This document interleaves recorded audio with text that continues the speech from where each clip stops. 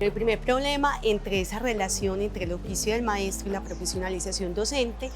es la desvirtuación del oficio, que al ser entendida como una labor instrumental que se reduce al método, que se fundamenta únicamente en aspectos como la vocación, la experiencia, la intuición o la subjetividad, prescinde de esos elementos teóricos y conceptuales que permiten su despliegue. Y con esto se desconoce todo ese desarrollo en el contexto histórico colombiano. De hecho, cuando hacemos una revisión en la historia de Colombia, nos damos cuenta que el oficio del maestro, en el momento en que aparece, fue considerado un objeto que requería de una fundamentación académica pues muy seria y muy rigurosa, y de ello da cuenta la historia. A lo largo del siglo XIX se generaron múltiples debates en relación con la pertinencia de las escuelas normales para la formación de maestros, y lo que ahí se ponía en juego era la idoneidad de la formación en pedagogía para el quehacer del maestro. Esas discusiones posteriormente van a ser retomadas por intelectuales como Agustín Nieto Caballero, como Rafael Bernal Jiménez, para pensar ya no solo el tipo de institución, sino también en la idoneidad de esa formación. Entonces, afirmar que el oficio del maestro es una labor instrumental es reforzar una representación que no se corresponde con esa carga histórica, política, cultural y social, y que por lo tanto desconoce todo ese desarrollo a lo largo de los siglos.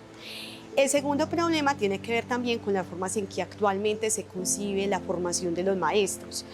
La profesión, desde el enfoque o desde la mirada de diversos autores, es un asunto o un ejercicio que se sustenta en varios criterios. Primero, un cuerpo de conocimiento, de conceptos, de teorías que fundamentan el hacer. Segundo, estaríamos hablando también de la acreditación o certificación institucional. Tercero, la capacidad de autogestión, de autorregulación, es decir, la autonomía de las personas que intervienen en ese campo. Y por último, el reconocimiento social. Sin embargo, cuando hacemos una lectura atenta de los procesos de profesionalización en Colombia, nos damos cuenta que la profesión docente, pues como bien lo han señalado académicos como Alberto Martínez Boone, afianza la función docente, es decir, refuerza un sistema que delega al maestro o que reduce al maestro a un simple ejecutor de, digamos, de labores cuantificables y medibles, despojándole de esa capacidad de reflexión pedagógica, de los vínculos que establece con la educación, con la pedagogía y por tanto de su ejercicio formativo. Y esto nos lleva al tercer problema de la profesionalización, que en este caso sería la desprofesionalización docente. Aunque en Colombia se hable de profesional de la educación, hay que tener en cuenta que a la docencia aún no se le reconoce o no se le otorga ese reconocimiento como una profesión en sentido estricto, ¿sí? Y esto se puede evidenciar en aspectos como la incapacidad que se le ha asignado al maestro para poder participar en la formulación de políticas, la desvirtuación, por ejemplo, de su saber, y también el escaso reconocimiento social que tiene la labor. Una verdadera profesión implica la existencia de un colectivo con un discurso propio, un colectivo que tenga un reconocimiento, que cuente con espacios y escenarios orientados a la promoción y la difusión de su saber. Y en el caso de Colombia, la profesionalización reduce al maestro a un simple funcionario, desconociendo esa capacidad crítica y además de ello su condición de profesional de la pedagogía. Y tenemos dos últimos problemas que me parece relevante destacar. Uno que tiene que ver con las formas en que se asumen los procesos de profesionalización, donde los procesos de formación, digamos que responden únicamente a las macropolíticas educativas. Cuando eso sucede, se afianza un poco la mirada del maestro como un sujeto deficitario, un sujeto incompetente, incapaz de responder a las necesidades de su época. Y por lo tanto, la profesionalización se asume como un perfeccionamiento o una capacitación en un desarrollo adecuado de unas funciones que son empresariales, que son gerenciales, que son burocráticas y que desde esa mirada sí contribuyen a la calidad educativa. Entonces, allí tenemos una tensión importante en relación con la representación que proponen las políticas públicas en educación y el hacer de los maestros. Y finalmente, hay un problema que es fundamental y es cómo se ha descentralizado o se ha desplazado la enseñanza como eje o como núcleo fundamental del oficio del maestro. En la actualidad, los docentes se enfrentan a una multiplicidad de funciones, de exigencias, de demandas sociales y económicas que le impiden establecer un diálogo desde desde su saber y de su experiencia, desde esa lectura que hacen del entorno, para poder responder a las necesidades, a las apuestas propias. Observamos entonces un sujeto que está fragmentado en multiplicidad de funciones, desvinculado de la enseñanza, para poder garantizar el desarrollo de unos aprendizajes. Entonces se aleja de ese ámbito bajo el cual se ha constituido, que es la enseñanza. No hay espacio para la enseñanza, no hay cabida para la reflexión sobre los procesos que se gestan allí, bajo el horizonte de profesionalización que se ha definido para pensar, digamos, los procesos de formación, de perfeccionamiento y capacitación docente.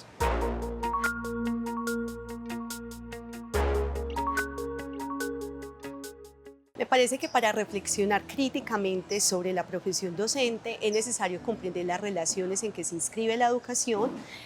entender quiénes definen la educación, desde qué lugar lo hacen, bajo qué elementos, qué apuestas educativas son las que se imponen al ejercicio del maestro y, por supuesto, comprender los discursos que atraviesan su ser y su hacer. Esto es importante si tenemos en cuenta que todas las regulaciones educativas, las políticas, las macropolíticas tienen un carácter performativo, es decir, establecen representaciones, formas de actuación, define quiénes son los maestros y qué deben hacer, lo que cobra especial relevancia si tenemos en cuenta todos los imaginarios que se han instalado en el oficio del maestro. Imaginarios que ya he mencionado, como la del maestro como un sujeto deficitario, que no requiere de la pedagogía y de la didáctica porque su labor se reduce a la transmisión de información, o imaginarios como el discurso de la calidad educativa, que sitúan al maestro como fuente de todos los problemas del sistema, pero que a su vez lo responsabilizan de la transformación estructural del mismo. En estos discursos se omite, se invisibilizan esos elementos estructurales de la crisis que sería necesario replantear para poder generar alternativas y soluciones a las problemáticas del contexto educativo. Pero bueno, también habría que preguntarse cómo generar esa problematización de las dinámicas educativas, de los discursos y de toda aquella que configura la educación en la actualidad.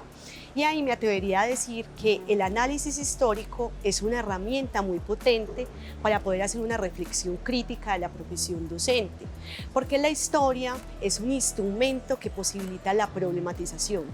Entender o comprender cómo somos como maestros y cómo nos hemos constituido en materia pedagógica y educativa exige esa revisión histórica para poder identificar que la escuela, la educación, la formación son espacios de comprensión, pero también espacios de ruptura con esas verdades que se han construido en torno a la educación y que se materializan en programas, en iniciativas, en apuestas de profesionalización e incluso en estrategias de control social. Entonces pienso que la reflexión crítica se puede reducir principalmente en dos elementos. La primera, la capacidad de problematizar las dinámicas educativas, y la segunda, la posibilidad de formar maestros con una conciencia histórica que permite una problematización y naturalización del presente educativo.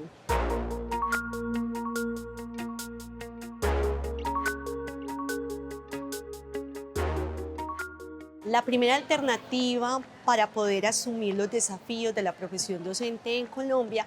es que las apuestas por la profesionalización rescaten la potencia de los maestros que tienen para reconfigurar su función y su lugar a partir, digamos, de experiencias pedagógicas que lo conecten con la cultura, con la política, con los saberes, entre otros elementos.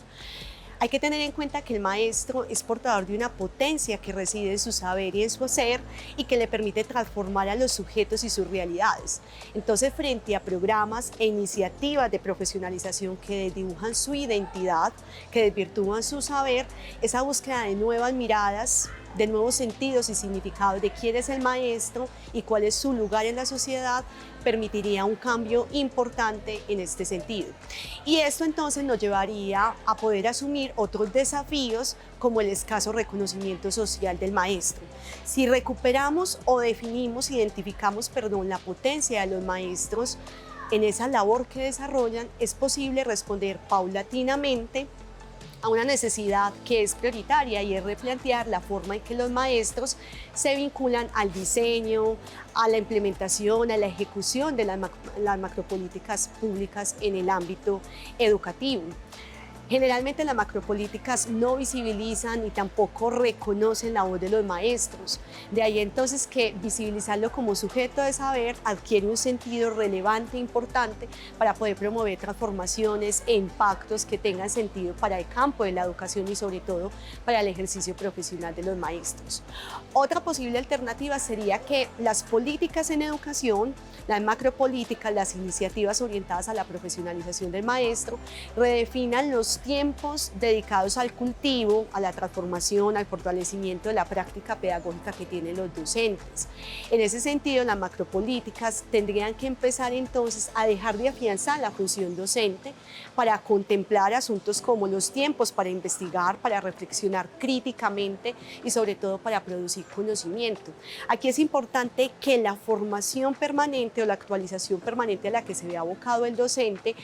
se descentre un poco de ese asunto de capacitación y perfeccionamiento de funciones para poder situarse en la producción de conocimiento. El maestro debe ser un sujeto de saber y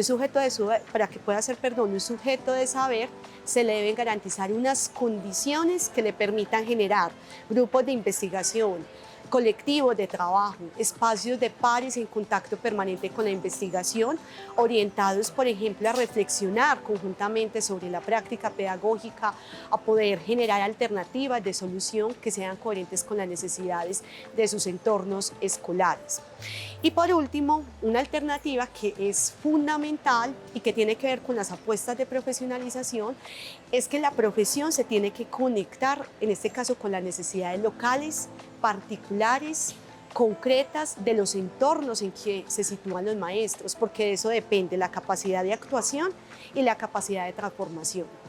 De ahí entonces la importancia de poder articularlos con su contexto.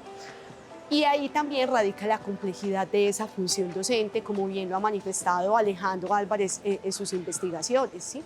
La idoneidad profesional del maestro, su capacidad para responder, está determinada justamente por la lectura que hace de los contextos, de los entornos escolares, desde los saberes que lo configuran, desde la relación que establece con el campo de la pedagogía, con la didáctica, con la investigación pedagógica. No permitir esa conexión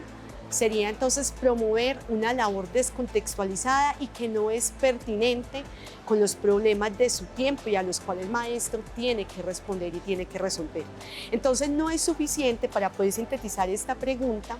con las macropolíticas educativas que promueven actividades